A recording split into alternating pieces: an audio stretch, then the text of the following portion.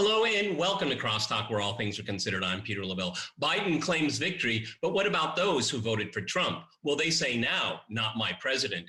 And is Europe facing another wave of terrorism? Is neoliberal ideology showing signs of exhaustion?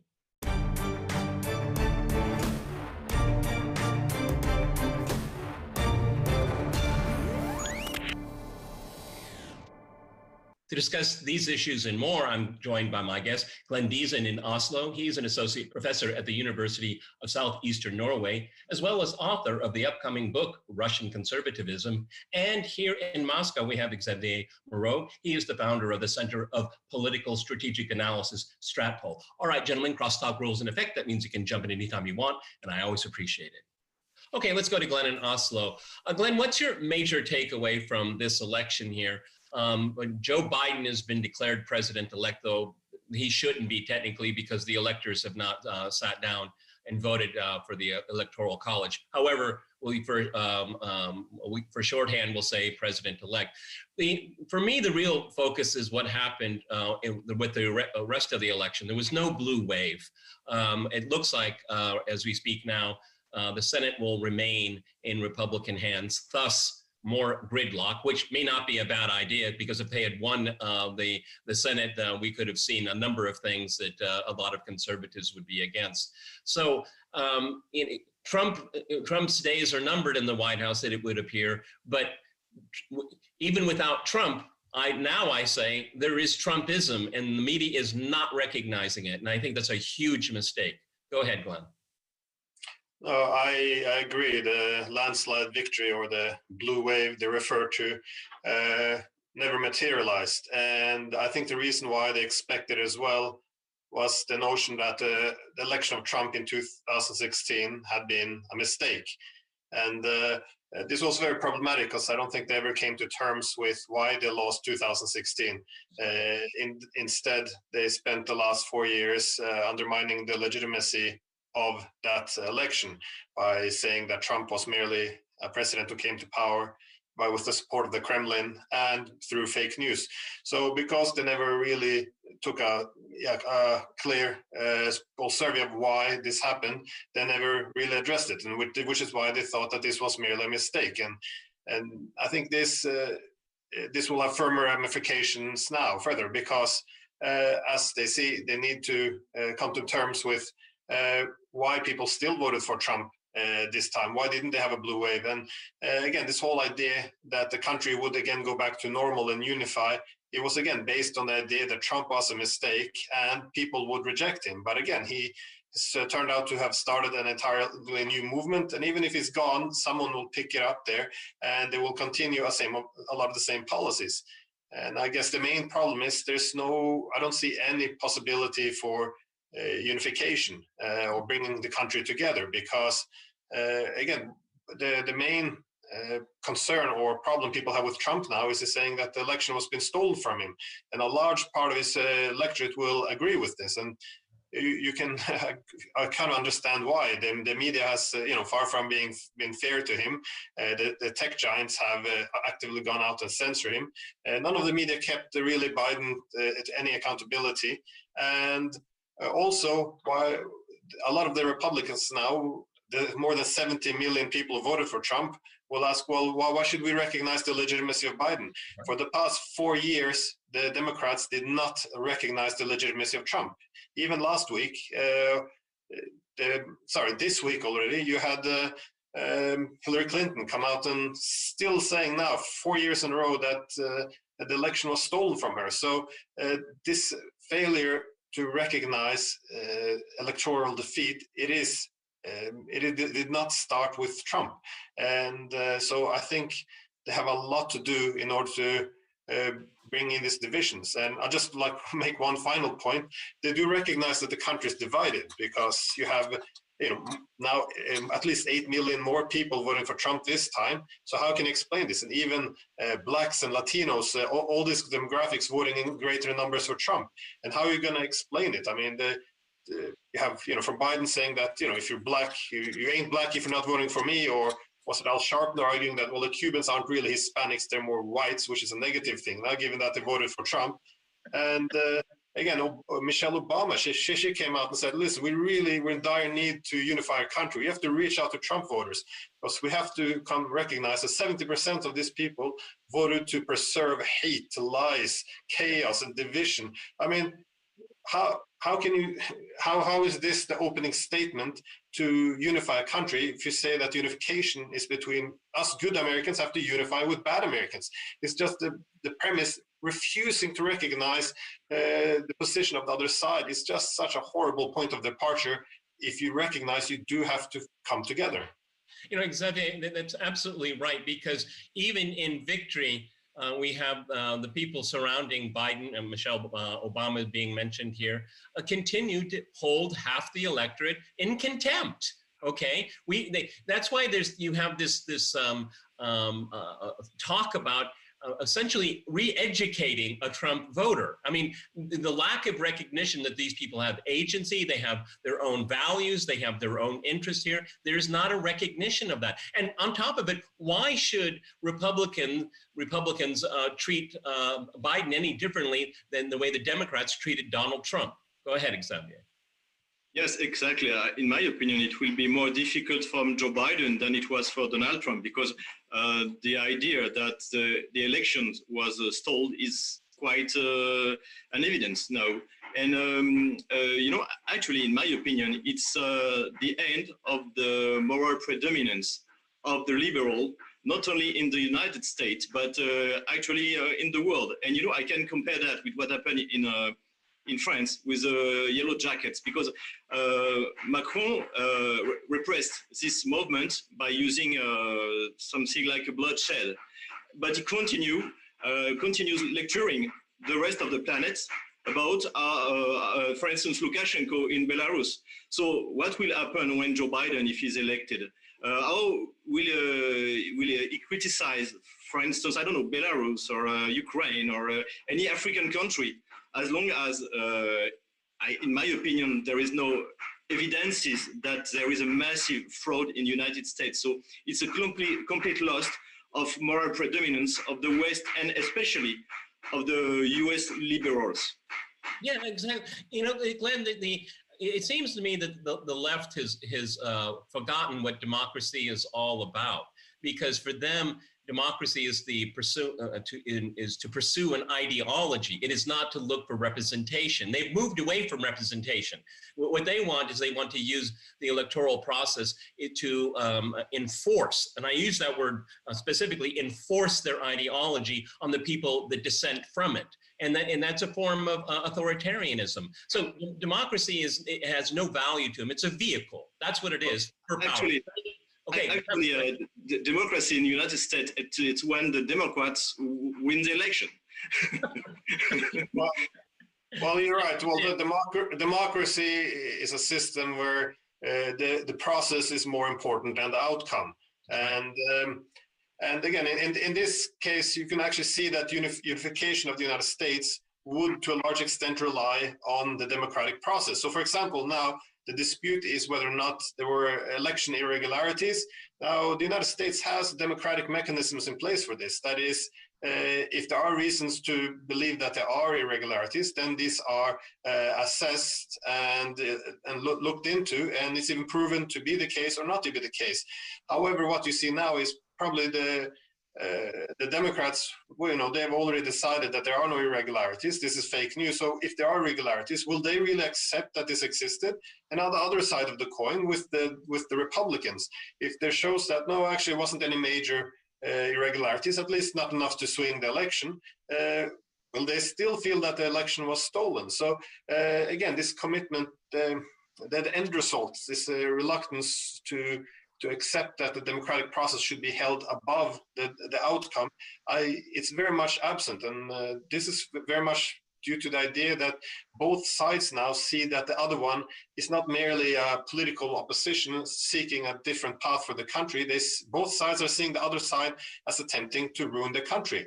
And so again, the Democrats looking at the Republicans, they're just, essentially want to remake America as a fascist country, which is based on some strange assumptions.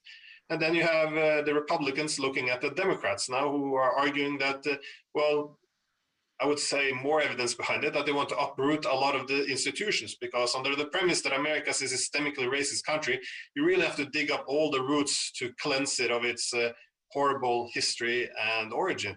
And it's just the democratic process essentially rots away in this system, in this this mentality. Exactly. There's talk of a truth and reconciliation process like there was in South Africa for people that were in Trump's orbit. I mean, we have General Flynn, we have other people that have been subject to this. That's quite terrifying. It sounds like the Stasi to me, that, you know, they want to cleanse the body politic of these impure thoughts. Again, this has nothing to do with democracy. It is about the promotion of an ideology that is alien to half the country. Xavier. Actually, it's ultra left. Ocasio-Cortez, she just want to make a list like the Bolshevik during the Russian Revolution, and sending people to jail to punish them. For instance, if you gave to the Donald Trump's campaign $40 or $100, you will be punished. You will be on a list. In my opinion, it's typically of the ultra-left usual activities, not only in the United States, but even in France. It's always the same. And the point, what was underlined by Donald Trump during the campaign, that Biden wants control is the left, is completely true. Because, and secondly, in my opinion, Biden is not able to manage the country during the next the next 4 years. So the vice president will be the real president, and she's an ultra left. She will be a neutral vice president. I think, you know, betraying her is a hard leftist. You can make that case, but let me go to Glenn right now. I see her as the quintessential status quo candidate, politician. I mean, it's no surprise that when she was picked, the stock market went up because she's going to do their bidding, just like Obama did. And so what I see here, and we're rapidly running out of time here, is that the progressive element of the Democratic Party, they're going to remind them that they're around too, okay? And what we're going to see here with this quote unquote victory is the beginning of a civil war within the Democratic Party, possibly in the Republican. 20 seconds, Glenn, go ahead before we go to the break. I agree. I would like to point out that the Democratic Party are not unified. Biden's entire election platform was get Biden out, now get Trump out of the office, and remember to wear masks. Now, if this is the main election platform, it also reflects that there was a lot of divisions within the Democratic Party. I mean, Biden, we're going to go to a break here, and after that short break, we'll continue our discussion on some real news. Stay with RT.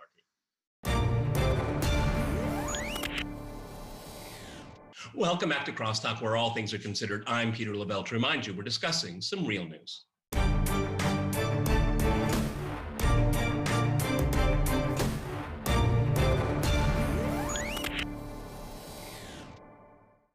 Okay, let's go to Xavier. Xavier, let's talk about what's going on in France and other parts of Europe here when we have the French president declaring there must be an end to Muslim Islamic separatism.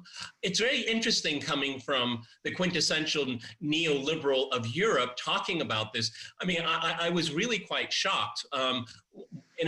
What it tells me is that this neoliberal ideology doesn't understand what it's doing. As a matter of fact, it's tearing the fabric of societies apart all across Europe. And they suddenly say, oh, this is terrible. It's quite extraordinary. Let me read to you some coming from a French Institute of Public Opinion, which you probably know very well.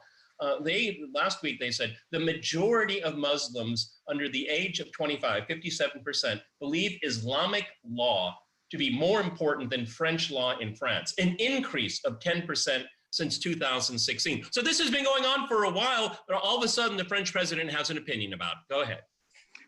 Actually, in my opinion, it's again Macron's trick, because actually Islamism in France is a part of a more global problem, which is immigration.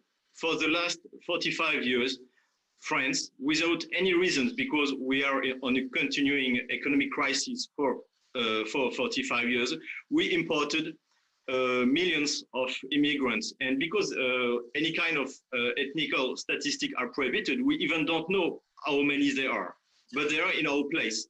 And the Islamism, of course, is a problem, but it's a small part in a more global problem. For instance, the French criminologist Xavier Hofer said that 80% of the crimes in the region of Paris is linked to migrant population.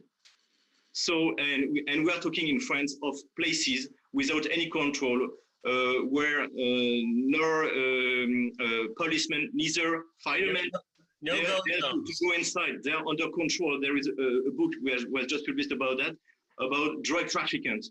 We have some small Medellin cartels everywhere in France.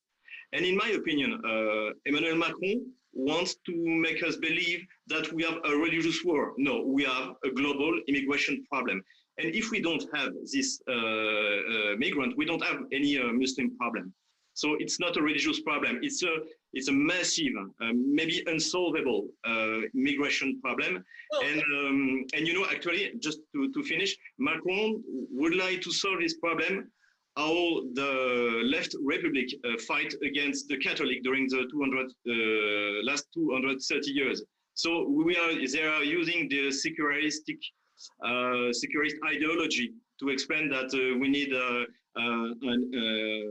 Islam enlightened by philosophy. That's the point here. That's the point here, Glenn. Because and let's be very clear. I mean, we're talking about the increase of what one can call Islamic terrorism. We're talking about the beheading of this school teacher recently, a very horrific crime, and this is what spurred this debate here. But Glenn, I mean, there are those that say this is a crisis of Islam. That's an argument you can make, but you can say it's a crisis of liberalism too. And I think it's because there's a crisis of liberalism, it doesn't understand how it's destroying a political culture. Because if you don't have respect for your own political culture, why should you expect immigrants to have respect for it? Go ahead, Glenn.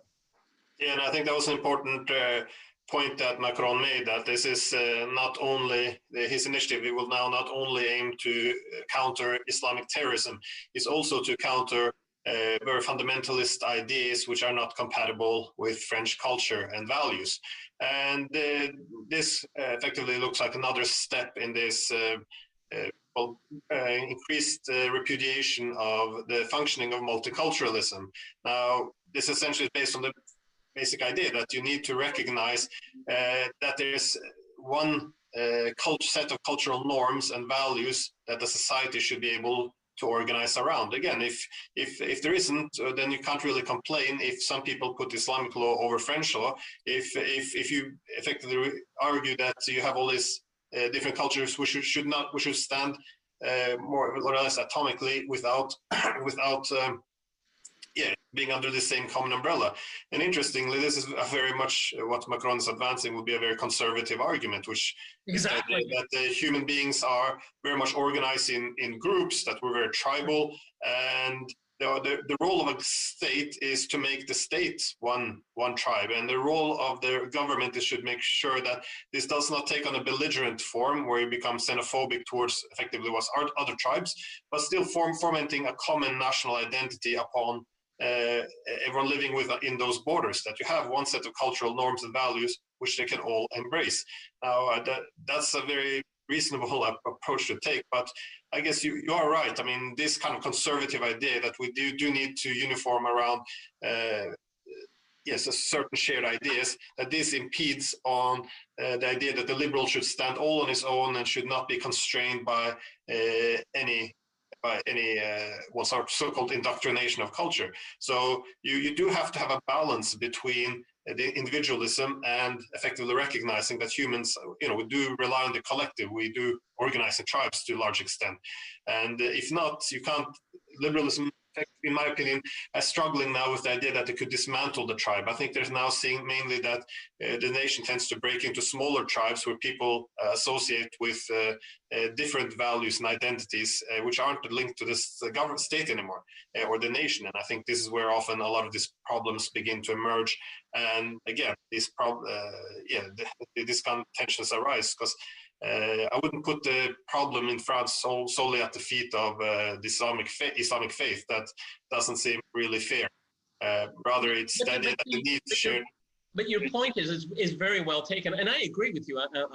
I'm not attacking Islam here at all. What I'm attacking is neoliberalism, an ideology here. Because what what kind of bouncing off what Glenn had to say here, they're having liberalism, its attempt to create a tribe where you have familiarity. I would go further than that. I think that liberalism wants to destroy all tribes, no identity, and recreate it based on certain laws and civic duties and all that. People don't think that way. They don't think that way, and this is why this ideology is so counterproductive, because what it does is you start destroying a civic body, and then people won't protect it. But then you have a group of people that feel disaffected by that ideology. Where do they fall? They fall on their religion.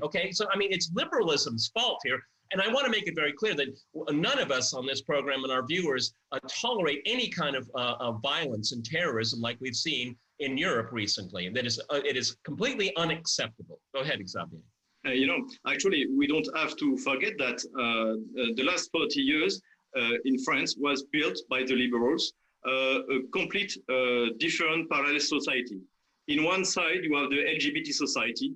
We got, as most of the Western country, all the new rights. It means the weddings for gay and any kind of freedom they wanted. And in another side, in the same country, they imported maybe 10 millions of people from Africa, North Africa or Black Africa, who are, this population are quite conservative, if I can tell. Yes. And so they built parallelly two completely different society. And actually, the people coming from Africa, they hate what they see. And not only with the Islam, but even for the Christian, for a Black Christian population, seeing this wedding for gay is unacceptable. So actually, they themselves created a situation on the name of that everything is possible, that there is no identity, we can rebuild the identity of the Black people from Africa, the Arab people from Africa, and created such a transgender people and give them the right to have surrogate mother and so on and so on. So the left created in France a society that couldn't work, that it won't work actually. And we were talking about, if you want to talk about how to solve this problem, I have no idea. Actually, I have no idea what they did. Well, I mean, we heard this argument many years ago in the United States that demographics is destiny, Glenn. But if that is true here, then what cultural values will dominate? I mean, you have to have an organizing principle for a functioning society, okay? Now, you can do it through some kind of civic ideas, you can do it through culture, you can do it through a number of ways here, but it has to be a concerted effort where, and I'll use an American political term, a big tent where you can bring in enough people here. But if you have an ideology that just says, do whatever you want to do, then people will do whatever they want to do, and that's not always good. Glenn. Yeah, and well, again, I guess that, for example, France also applies to the United States there, where it was kind of assumed that the Democrats said, we are the party of the tolerant, the Republicans are the racists, so we will protect the ethnic minorities, but then saying, if you are Black, if you are Hispanic, this is your identity, that's what defines you. So, you might not, your individual perspectives on, economic prosperity or, conservatism, none of this matters. And if you don't vote for us, then you're effectively being, again, as Biden said, you're not really Black if you're not voting for me, because, your identity groups is what defines you, and you have to act accordingly. So, and again, it becomes a very divisive approach. I just want to add one thing, though, that with Macron, his now take on on Islamic terrorism, it does, you can't really split the domestic from the international to such an extent. I mean, the French foreign policy kind of have to reflect these ambitions he has to fight terrorism internally. I mean, it's often pointed out that, yes, the Americans support the Mujahideen and bin Laden in the 1980s in Afghanistan, but since then they support the influx of jihadists during the Bosnian War. which still resides there, by the way. In Kosovo, they converted the terrorist organization KLA, removed it from terrorist lists so they would have a proxy on the ground. In Chechnya, they've been supporting terrorism. In Libya, NATO also allied itself with terrorists on the ground. And now Syria will again be very relevant because now that Biden's taking control again, he will want to step up effort in northeastern Syria. And effectively, any allies on the ground will do. That's going against the Syrian government and the Russians. So to what extent this will come back and bite France in the ass? So to what extent? We're out of time, but the contradiction is glaring. Glenn, thank you very much. I want to thank my guests here in Moscow and in Oslo, and I want to thank our viewers for watching us here at RTC. Next time, remember, cross the borders.